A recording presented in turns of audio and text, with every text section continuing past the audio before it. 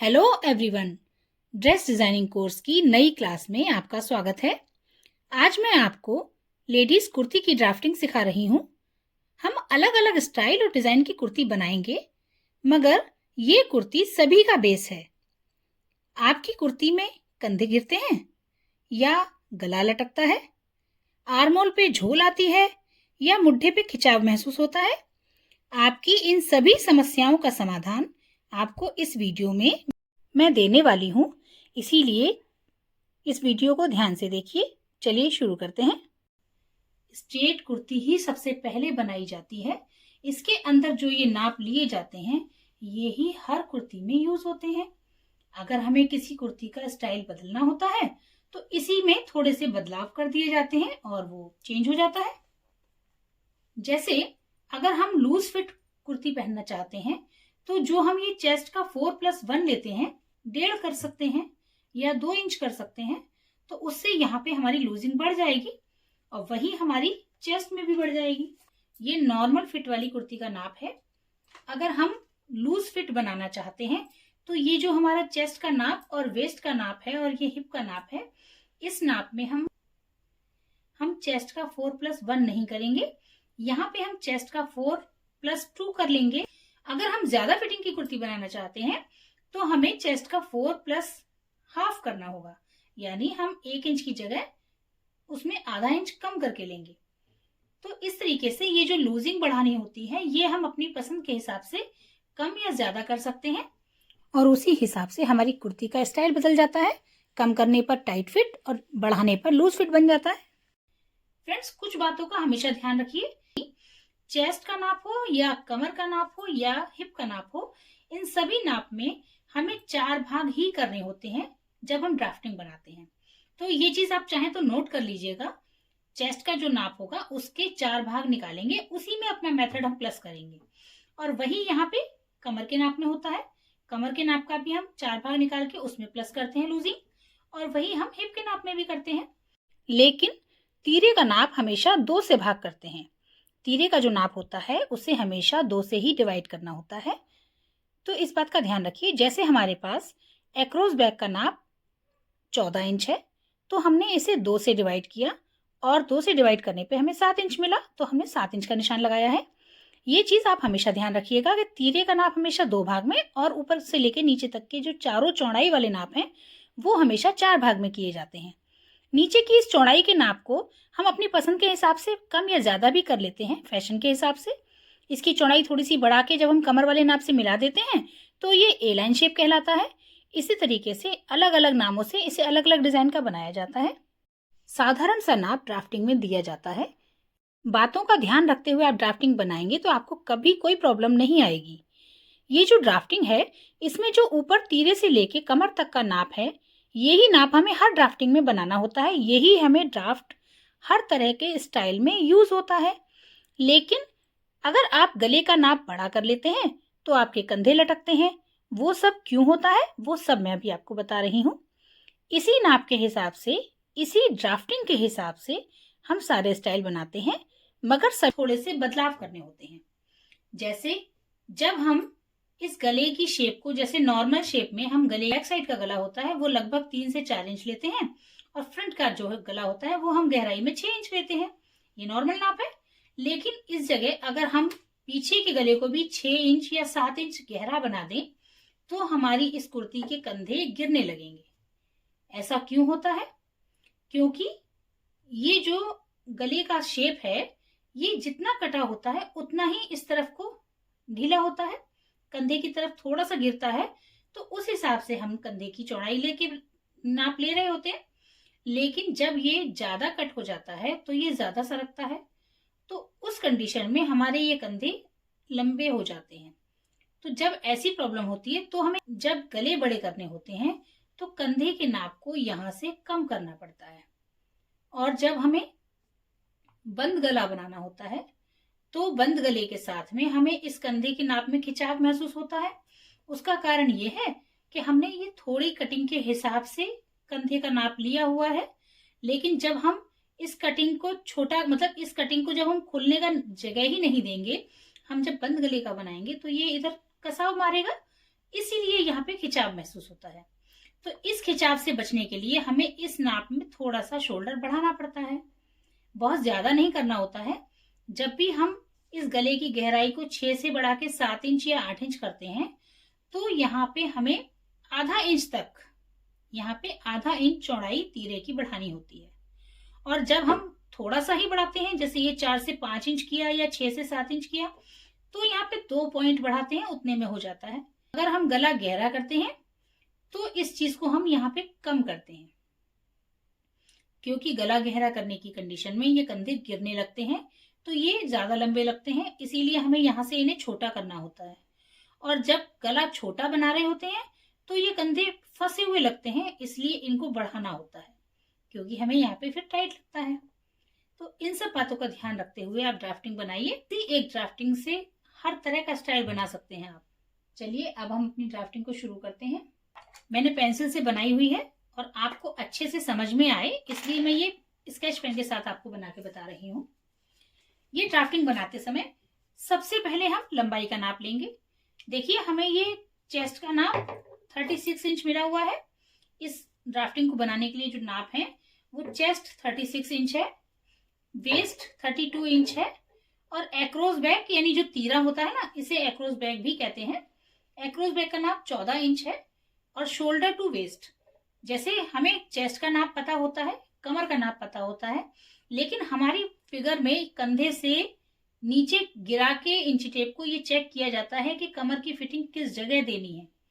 तो ये जो कंधे से कमर तक की लंबाई में नाप लिया जाता है वो नाप है शोल्डर टू वेस्ट।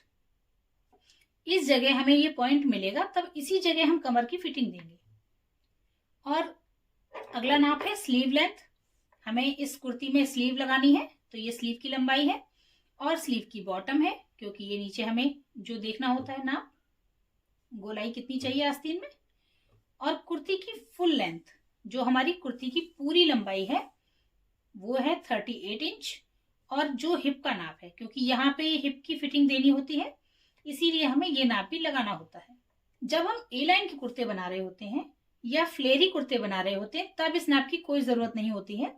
लेकिन जब हम कोई फिटिंग का कपड़ा बना रहे होते हैं तो हमें हिप का नाप लगाना होता है, क्योंकि वरना यहाँ पे ये खिंचाव मारता है तो वो देखने में अच्छा नहीं लगता है। ये नाप लिखने के बाद आप इतना समझ लीजिए कि जब हमें चेस्ट का 4+1 करना है, यानी जब चेस्ट का 4 निकालना है, तो वो कितना आएगा। देखिए फ्रेंड्स, मैं आपको समझाती हूँ कि जैसे जब हमें ये नाप लेना है तो चेस्ट का 4+1, तो चेस्ट का नाप है 36 इंच। 36 इंच को हम 4 से भाग करेंगे,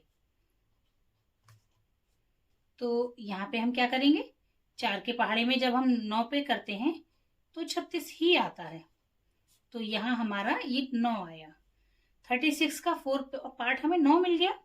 तो इस कंडीशन में हमें यहाँ पे 9, और क्योंकि मेथड में ये +1 लगा रखा है, तो यहाँ पे +1 इंच करके बराबर हमें 10 इंच का नाप मिलेगा। ठीक है फ्रेंड्स, तो जहां इस तरीके से मेथड यूज करना है, वहां हमारा चेस्ट का 4 निकल के जो आ रहा है वो 9 इंच आ रहा है।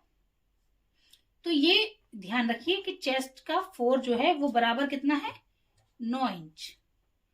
और जब हम ये वेस्ट का 4 करेंगे तो वेस्ट का नाप हमारे पास है 32 इंच, तो 32 इंच को भी हम 4 से डिवाइड करेंगे,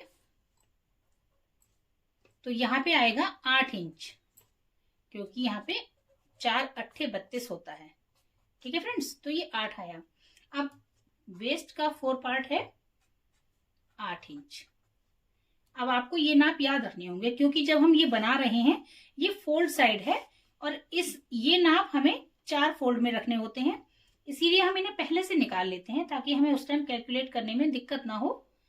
और जब ये हिप है, तो हिप का नाप हमारे पास है 38 इंच, तो 38 को अगर हम डिवाइड करेंगे 4 से, तो क्या आएगा, तो ये वही 4 नीम 36 होता है। अब यहाँ पे ये 2 बचेगा, तो हम यहाँ पे पॉइंट लगा के 0 ले लेते हैं, और यहाँ पे 4 पंजे 20 होता है ना,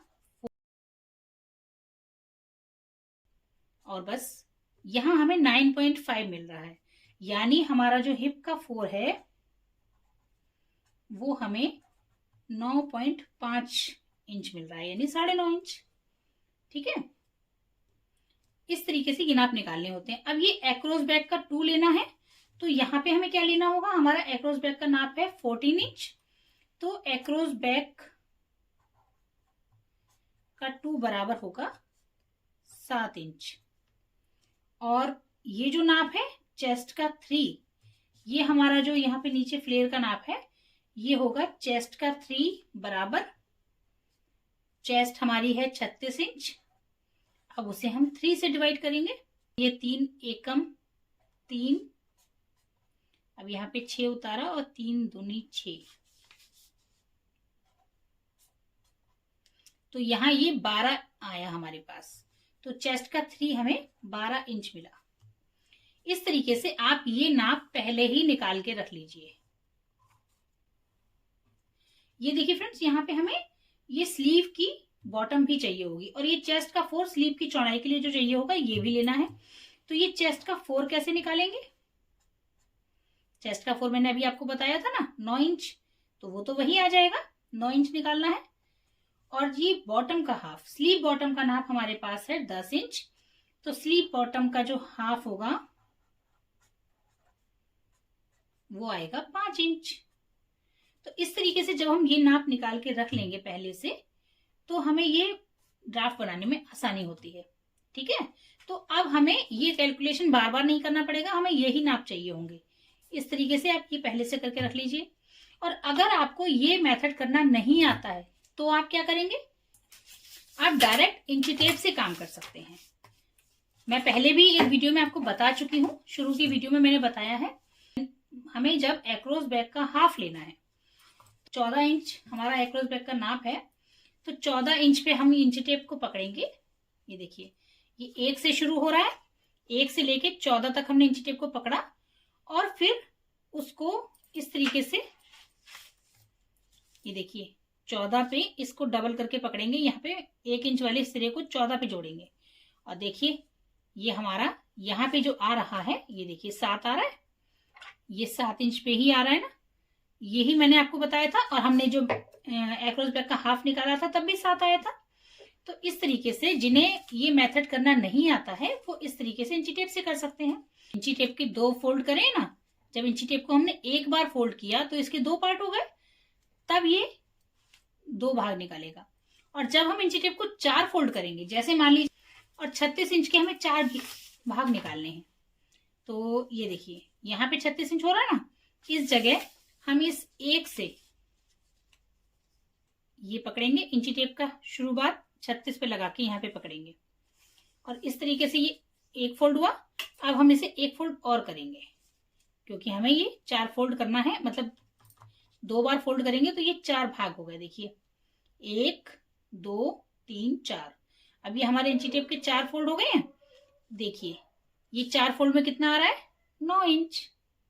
ये देखिए 9 आ रहा है ना, ये लाइन नजर आ रही है ना, यहीं पे फोल्ड हुआ था ये देखिए 4 फोल्ड में 9 आ रहा है। तो जैसे हमने यहाँ किया है वैसे ही हम इसमें भी कर सकते हैं।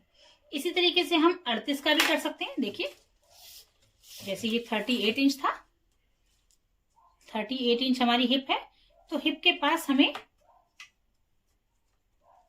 यहां सिरे को रखना है, एक किनारे को, और इसके बाद इसे डबल करके, और फिर ये जब अच्छे से डबल हो गया तब इसे वापस फिर से पीछे लेके आएंगे। और ये देखिए हमने इसको फिर से कर लिया। अब इस तरीके से देखिए ये हमारा 4 फोल्ड है ना, ये हमने हिप का जो 38 था उसके 4 पार्ट कर लिए हैं, तो 4 पार्ट में हमारे पास कितना आया, देखिए ये 9.5 इंच आ गया। तो जो नाप हमने ऐसे निकाले हैं वही नाप हम बिना मैथ किए भी निकाल सकते हैं। अगर आपको ऐसे इजी लगता है तो आप ऐसे निकालिए, हमें सिर्फ ये मेथड निकालने हैं। ठीक है फ्रेंड्स, चलिए अब हम अपनी ड्राफ्टिंग शुरू करते हैं। सबसे पहले हमें ये लंबाई लेनी होती है। सबसे पहले ये हमने स्केल लिया है 1/6, इस स्केल से हम यहां से और ये पॉइंट तक 38 इंच पे एक लंबाई लेंगे।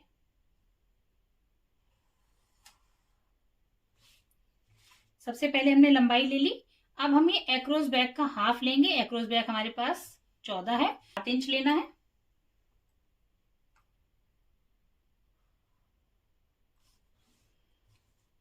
अब यहाँ से हमें नीचे लेना है ये मेथड, जो हमें आर्मोल की गहराई लेनी है उसके लिए मेथड है चेस्ट का 4 माइनस 2 इंच। चेस्ट का 4 हमारे पास कितना आया था, 9 इंच। 9 इंच में से हम 2 इंच को कम करेंगे तो ये 7 इंच हुआ। तो यहाँ पे हमें ये 7 इंच पे एक पॉइंट लेना है।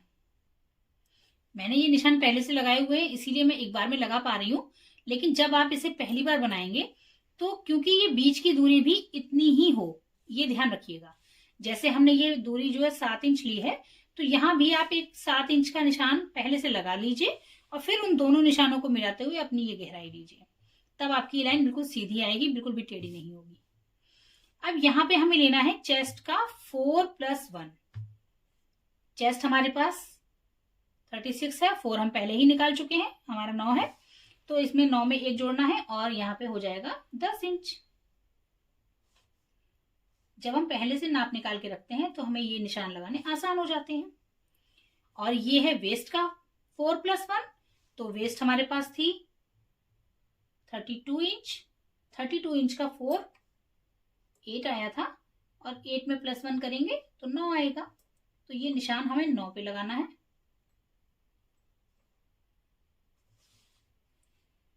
और पहले हमने ये इसके बराबर का बॉक्स बना लिया था,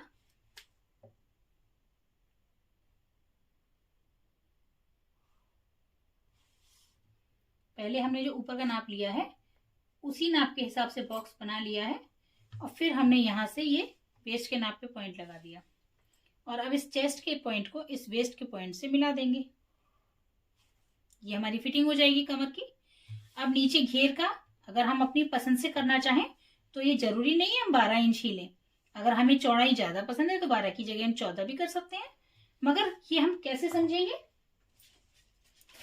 क्योंकि ये सिर्फ डबल है, ये मैं आपको पहले ही बता चुकी हूँ।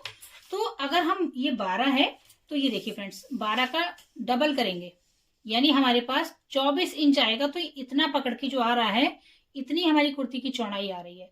अगर हमें लगता है ये हमें कम लग रही है तो हम इसमें 12 की जगह 13 करेंगे तो ये हमारे पास 26 आ जाएगी।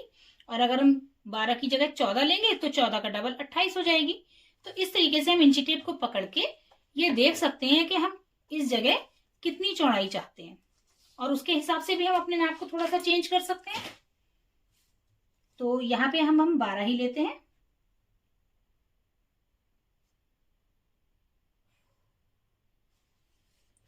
और ये कमर की फिटिंग का निशान हमने लगाया था। अब यहाँ देखिए हिप का नाप। हिप का नाप कैसे पहचानेंगे, कंधे से हिप के नाप के लिए लगभग 21 इंच लिया जाता है। ये नाप हाइट के हिसाब से कभी कभी बदल जाते हैं। जो लोग ज्यादा लंबे हैं उनका ये 21 की जगह 21.5 या 22 आ सकता है, इससे ज्यादा नहीं आता है। तो नॉर्मली ये 20 से 21 या 22 इतना ही आता है। तो यहाँ से लगभग 21 इंच पे हमने ये पॉइंट ले लिया है हिप वाला। और हिप की चौड़ाई हमारे पास पहले से थी 38 इंच, उसका चौथा भाग हमने 9.5 निकाला था। तो 9.5 में जब 1 इंच प्लस करेंगे तो ये 10.5 आएगा। ये 10.5 पे हमने एक लाइन लगा ली है। अब हम इसको कमर वाली फिटिंग से मिलाएंगे और साथ ही इसको नीचे वाले घेर वाले पॉइंट से मिलाएंगे। अब हम गले की चौड़ाई का मेथड लगाएंगे। गले की चौड़ाई का मेथड है चेस्ट का 12 माइनस हाफ। चेस्ट का 12 हमें 3 इंच मिला है और उसमें हम आधा इंच कम करेंगे तो 2.5 इंच आएगा। वैसे भी हमें नॉर्मल कुर्ती में 2.25 या 2.5 इंच की चौड़ाई ही लगानी चाहिए। इससे ज्यादा जब चौड़ाई काटते हैं तो अधिकतर गले बड़े हो जाते हैं जिसकी वजह से कंधे गिरने लगते हैं।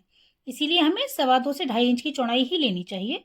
और गहराई में भी लगभग 3 से 3.5 या 4 इंच तक पीछे का गला लेते हैं और आगे के गले के लिए 6 इंच। ये सब नॉर्मल नाप है। अब हम इन गलों में गोलाई देने के लिए चौकोर बॉक्स बना लेते हैं। जो हमने चौड़ाई वाला 2.5 इंच का पॉइंट लिया है उससे सीधी लाइन नीचे लाएंगे, जिसके लिए हम गले की गहराई वाले पॉइंट पे भी 2.5 इंच की चौड़ाई का एक निशान लगा लेते हैं और फिर इसका एक चौकोर बॉक्स बना लेते हैं। इसी तरह हम गहराई जो है 6 इंच की है उसमें भी एक 2.5 इंच की चौड़ाई वाली लाइन लेके ऊपर से मिलाते हुए इसका एक बॉक्स बना लेंगे। और अब इन बॉक्स में हम गोलाई कर लेते हैं। ये हम पीछे की गोलाई कर रहे हैं जिसकी गहराई हमने 3 इंच ली थी और अब ये आगे के गले की गोलाई कर रहे हैं जो हमने 6 इंच पे ली थी। ये जरूरी नहीं है कि आप गोलाई करें, आप अपनी पसंद के हिसाब से कोई और डिज़ाइन भी बना सकते हैं। अधिकतर पीछे के गले में गोलाई ही की जाती है, मगर आप अपनी पसंद से कोई और कटिंग भी कर सकते हैं। और इसी तरीके से अब ये जो आर्मोल की शेप दी जाती है उसका क्या मेथड है, ये जो हमने नाप लिया है चेस्ट का 4-2, इसमें लगभग 6.5, 7, 8 इतना ही लिया जाता है। तो ये 7 इंच के नाप से है। इस लाइन का आधा करके यानी 3.5 पे एक पॉइंट लिया जाएगा और उस पॉइंट पे इस पॉइंट पे यहाँ पे आधा इंच बढ़ा लिया जाता है और आधा इंच अंदर जो पॉइंट लेते हैं बस यहां से उस लाइन को मिलाते हुए और फिर उसी को यहाँ नीचे गोलाई करते हैं। ये हो जाती है अंदर की गोलाई। गोलाई करने के बाद जो बाहर की लाइन है, इसी लाइन पे हम सीधी लाइन लेते हुए नीचे वाली किनार पे जब मिला देते हैं, ये जो हम लाइन बना रहे हैं इसे बाहर की गोलाई कहते हैं। जो हमारी बैक साइड होती है उसमें ये बाहर की गोलाई ही यूज होती है, इसी पे कटिंग की जाती है। अब ये हमारी ड्राफ्टिंग कंप्लीट हो गई है। बस आप इसमें ये ध्यान रखिएगा, ये फोल्ड साइड है और ये कंधे से कमर तक का नाप था वो यहाँ लिख दिया है और ये गले की गहराई का नाप यहाँ लिख दिया है। तीरे का आधा हमने ऊपर लिख दिया है। ये मेथड हमने सब लिख दिए हैं। अब ऐसे ही हम आस्तीन का नाप जो बनाते हैं, आस्तीन का नाप हमें दिया हुआ है। स्लीव लेंथ हमारे पास 10 इंच है, तो हम 10 इंच पे एक लाइन खींचेंगे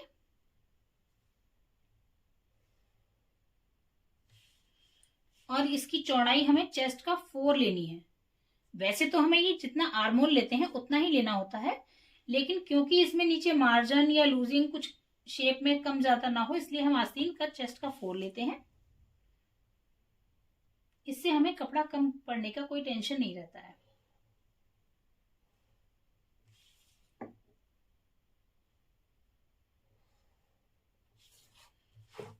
अब ये जो हमें शेप देने के लिए पॉइंट चाहिए होता है, ये पॉइंट हम लेते हैं चेस्ट का 12+1।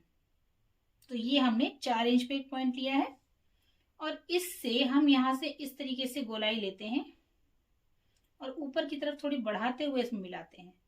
और जब ये गोलाई ले लेते हैं तो इसके सेंटर में आधा इंच अंदर की तरफ एक पॉइंट लेते हैं और फिर इसी पॉइंट से लेते हुए इस पॉइंट को टच करते हुए हम ऊपर जाके वापस उसी जगह मिला देते हैं। तो ये आस्तीन की गोलाई करने का यही तरीका है। और जो हमने ये बॉटम का हाफ लेना है, जो हमारा नाप है बॉटम का, उससे आधा लेना है। 5 इंच पे एक पॉइंट लेंगे और इस पॉइंट को इस बॉटम वाले पॉइंट से मिला देंगे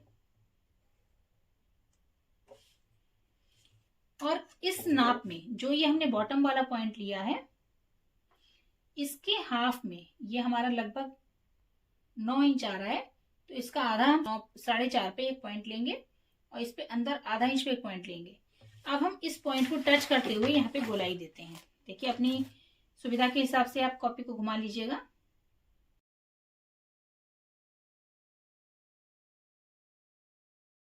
देखिए इस तरीके से अब ये हमारी गोलाई हो गई है। इसके साथ ही हमारी ड्राफ्टिंग कंप्लीट हो गई है। फ्रेंड्स, आपको अगर हमारा बताने का तरीका पसंद आ रहा है तो प्लीज हमारी वीडियो को लाइक कीजिए और अगर हमारे चैनल पे पहली बार आए हैं तो प्लीज सब्सक्राइब कीजिए। Thanks for watching.